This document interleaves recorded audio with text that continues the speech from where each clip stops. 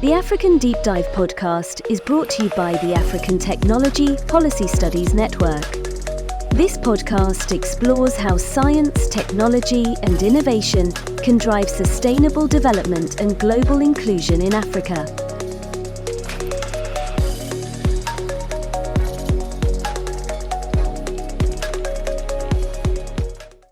Okay, so today we're going to take a deep dive into, a big challenge, youth unemployment. And not just anywhere. We're talking about Ethiopia. Yeah, a country with a ton of young people. Yeah, you probably know this already, but it's like the median age there is just 19.7 years. Which means they have this incredible potential workforce, like a huge source of energy and new ideas. Yeah, but it also puts a lot of pressure on the government and the economy to create enough opportunities for all these young people. Well, exactly, it's a balancing act. So to really understand how Ethiopia is trying to tackle this challenge, we're going to be looking at this report today. It's from the African Technology Policy Studies Network, or ATPS. Yeah, they do some really interesting work on science and tech policy in Africa. Right, and the report basically looks at Ethiopia's what they call the STI landscape. STI meaning science, technology, and innovation. Right, so the big question we're exploring today is this. Can Ethiopia actually harness this power of STI to create enough jobs? Because there are a lot of young people entering the workforce every year. Yeah, something like 2 million. It's a massive number. And one of the things that the ATPS report really highlights is this interesting tension between Ethiopia's commitment to STI and the realities on the ground. Okay, so what do you mean by that? What does that tension actually look like? Well, on the one hand, you've got all these really ambitious policies coming from the government. They've got the revised STI policy of 2022, which is all about making it easier for tech businesses to start up and thrive. Then there's the National Entrepreneurship Strategy. Which is what? Supporting small and medium-sized businesses? Exactly. So those are good signs, right? The government recognizes the importance of innovation and entrepreneurship. Sure, but there's got to be a but coming here, right? Well, the but is that even with these policies, the reality is that Ethiopia's STI spending is still pretty low. It's below the African Union's target, which is 1% of GDP. So they're talking the talk, but are they really walking the walk when it comes to funding? That's a key question. And I guess it's not just about the money, right? There are probably other challenges as well. Oh, absolutely. The report talks about how Ethiopia's economy is still really heavily reliant on agriculture. Right, which is super traditional farming. Exactly. And as much as they're trying to modernize it, it's just not going to create enough jobs to absorb all these young people coming into the workforce every year. So that means the pressure's on to create jobs in other sectors, right? Like tech, for example. Yeah, exactly. And that's where things get interesting, because even though Ethiopia has some unique strengths when it comes to STI, like a young tech-savvy population. And they've been making some improvements in digital infrastructure too, right? True. But there are also some serious roadblocks in their way. Lay it on me. What are some of the biggest obstacles? One that the report really emphasizes is this disconnect between what's being taught in universities and what employers are actually looking for. Oh, that classic skills mismatch problem. Yep, it's a global issue. But it's especially acute in, rapidly developing economies like Ethiopia. So can you give me an example of what that looks like in practice? Sure. So imagine a young person graduates with a computer science degree, right? But they've never actually had any practical experience with coding an app or, managing a database. Yeah, they might have the theory down, but not the hands-on skills that employers are really desperate for. It's almost like they're speaking different languages. Which leads to young people graduating without jobs and companies unable to fill the positions. Exactly. A real lose-lose situation. And this skills gap isn't limited to just tech, right? No, unfortunately, it's a problem across pretty much every industry in Ethiopia. It's a big reason why youth unemployment remains such a challenge. Okay, so we've got this skills mismatch problem. What's being done to address it? What does the report say about that? Well, there are a few interesting initiatives that they highlight. One that I found particularly interesting is the DigiTruck project. Oh, yeah. That's the one with the mobile technology lab, right? Exactly. It's a truck equipped with computers, 3D printers, even robotics equipment. And it travels all around Ethiopia, offering these free coding and robotics sessions. It's a brilliant way to reach young people, especially in rural areas where access to technology might be limited. And it really speaks to a broader trend in Ethiopia of trying to make education more practical, more aligned with what the job market actually demands. Right. So it's not just about teaching abstract concepts. It's about giving young people the tools and skills they need to actually succeed in the real world. Exactly. But, I mean, it's just one program, right? Yeah. What about a more, like, systemic approach to tackling this skills mismatch? Yeah, that's where things get a bit trickier. But the report talks about how important it is to have stronger partnerships between the government, the education system, and the private sector. So it's not just about schools teaching kids about computers. It's about getting businesses involved in shaping the curriculum, offering internships, apprenticeships, that kind of thing. Exactly. Making sure that what young people are learning actually aligns with what employers need. Which makes a lot of sense. But even with the best training programs in the world, there are still going to be limits to how many jobs can be created within Ethiopia, right? Especially given, the current global economic climate. You're absolutely right, and the report acknowledges that, which is why they suggest that Ethiopia needs to think beyond its own borders. Ooh, okay, now I'm intrigued. What do they mean by that? Well, one idea is to really focus on developing skills that are in demand globally. Things like software development, data analysis, digital marketing, that sort of thing, because those skills can be applied anywhere. Right, so you're essentially equipping young people to compete in the global marketplace. Exactly. And it's not just about individuals finding jobs abroad either.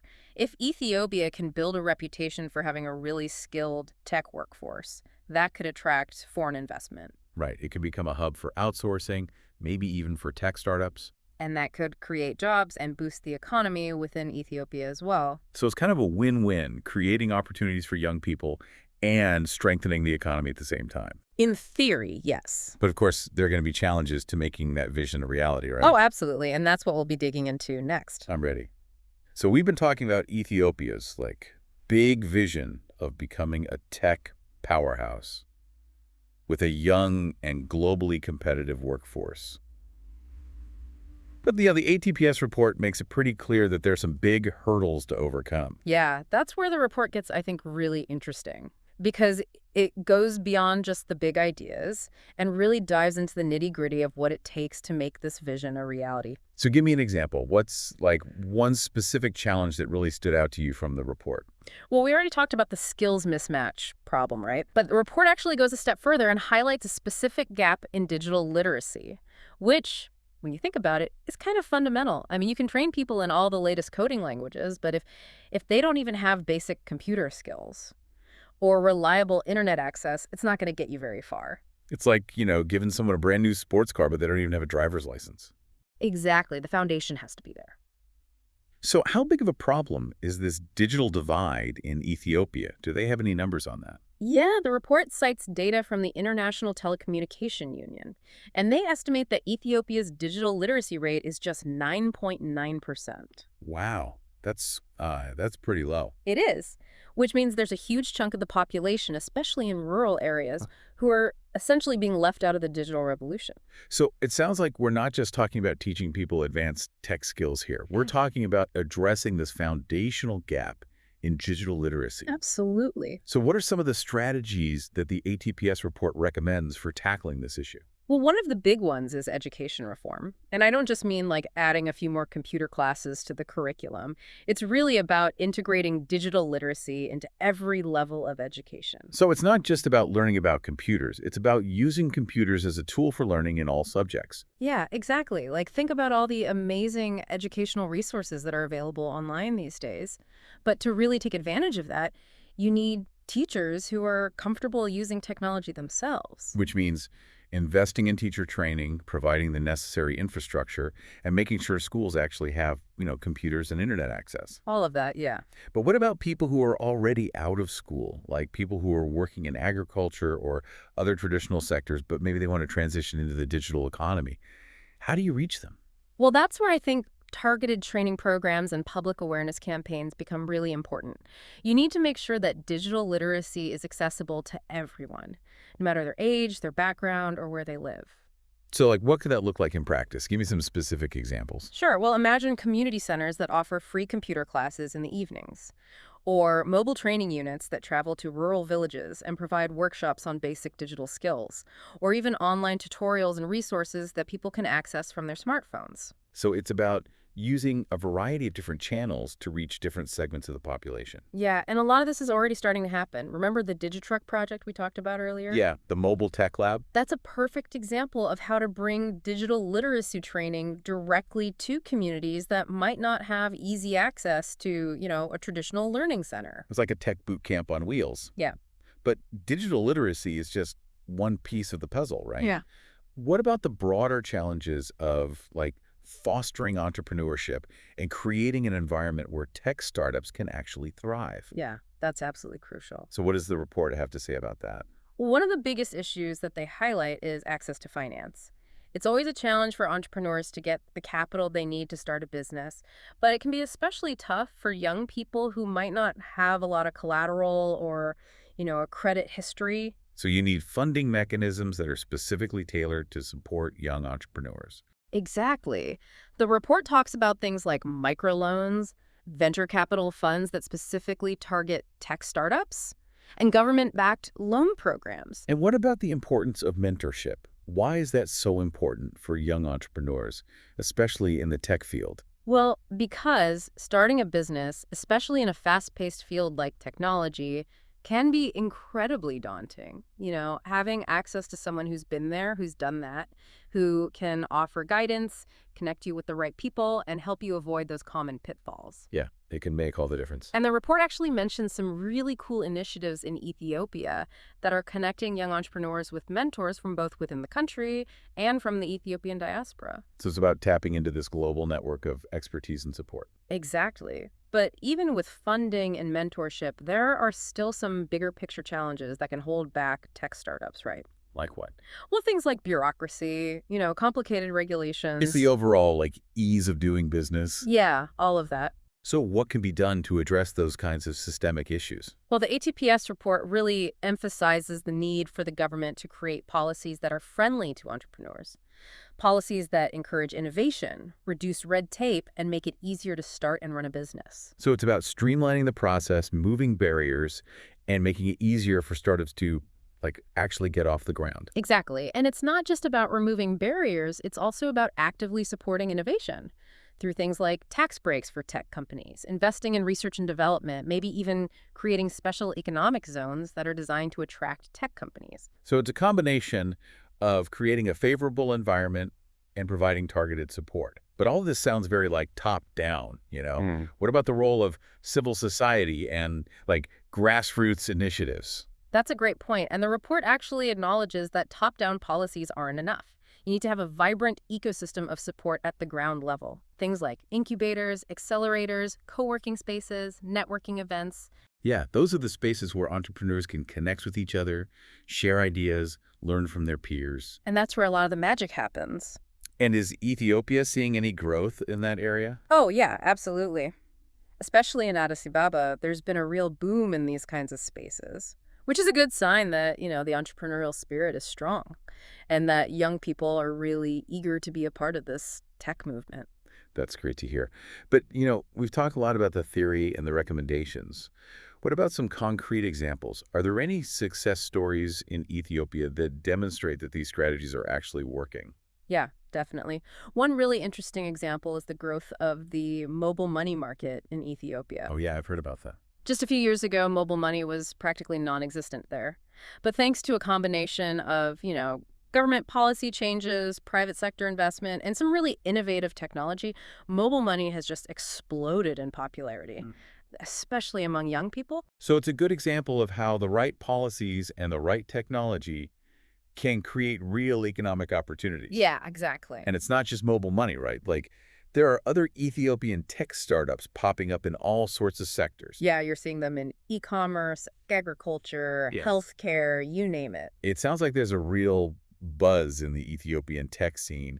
But let's be real, there are still a lot of challenges ahead, right? Oh, absolutely. There's still a long way to go. And that's actually what we'll be talking about in the next part of our deep dive. Okay, I'm ready for it.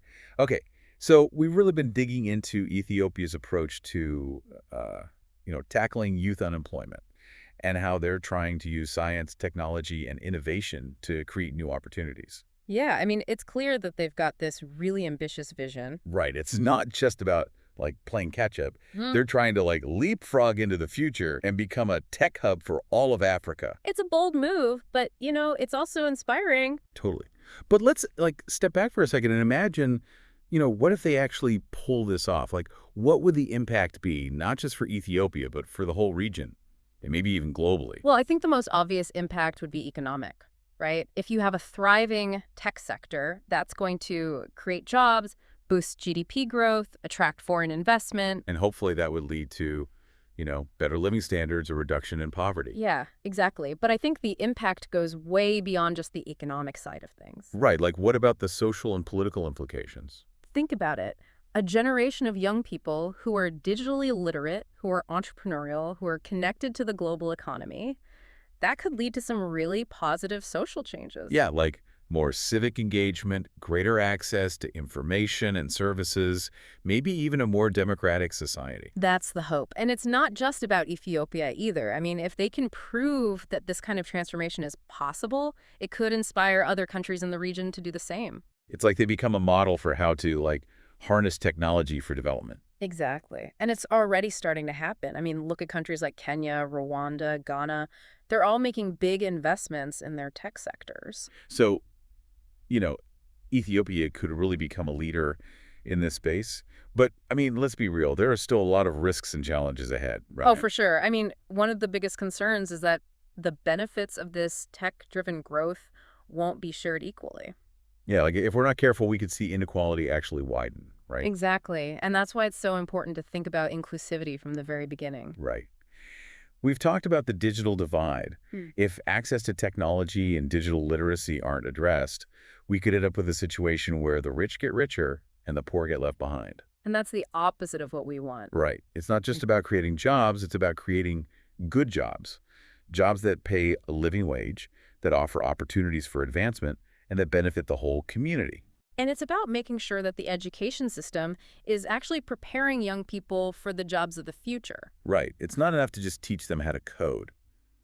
We need to be fostering critical thinking, problem solving, creativity, adaptability. Yeah, those are the skills that are going to be essential in a world that's changing so rapidly. Totally. And all this, really highlights the importance of collaboration, right? Like, Sure. For Ethiopia to really succeed, it's going to take a concerted effort from the government, the private sector, educational institutions, and civil society. Absolutely. Has to be a team effort. And I think that's one of the really interesting things about Ethiopia's approach. They seem to understand that it's not just about technology, it's about creating an ecosystem where innovation can flourish, where young people have the support they need to succeed. It's about fostering a culture of entrepreneurship. Right, where people aren't afraid to take risks and where failure is seen as a learning opportunity. Yeah, exactly. And that's something I think we can all learn from. So to kind of wrap this all up, it seems like Ethiopia is on a really fascinating journey. They're trying to do something really ambitious, and it's a story that I think has implications for the whole world. Absolutely. It's a reminder that change is possible, even in the face of huge challenges. And that investing in young people, in education, in technology, and in innovation is essential for building a better future for all of us. Yeah, I couldn't have said it better myself. Well, on that note, I think it's time to wrap up our deep dive. I hope you all found it as interesting and inspiring as I did. And until next time, keep diving deep.